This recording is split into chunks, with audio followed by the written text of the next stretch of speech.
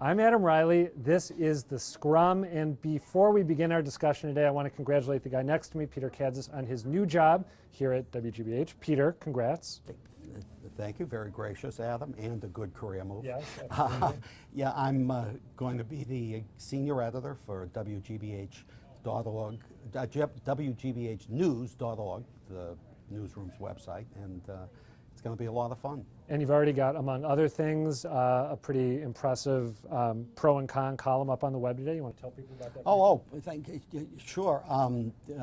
Go to WGBHnews.org and you'll find Harvey Silverglate debating Attorney General Martha Coakley on the abortion exclusion zone case that's right before the Supreme Court.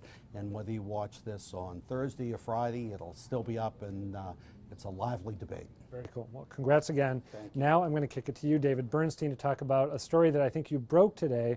Stephen Brewer, the head of the Senate Ways and Means Committee, is not going to be running for re-election.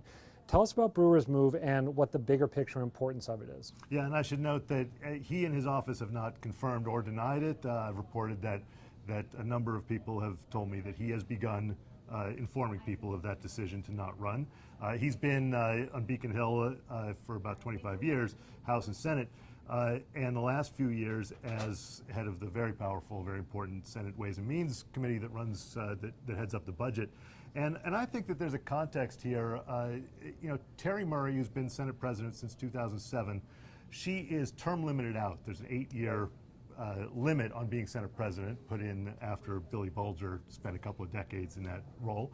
And I think we're seeing that, by coincidence or not, we're seeing some of her team start to leave. You know, a few years ago, Steve Panagiotakis, who was the head of Ways and Means under her, retired from the Senate.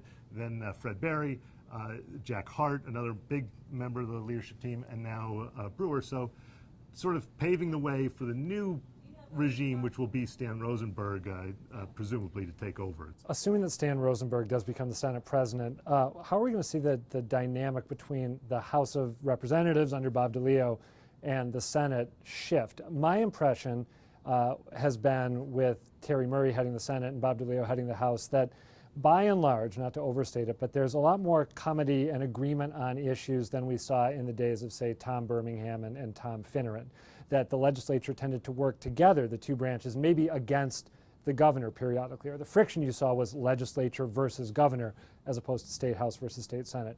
Am I right about that? And whether I'm right or not, what's it going to be like with the new regime? Well, I think you're going to see DeLeo emerge as, the most powerful man on the Hill, only because by dint of his tenure.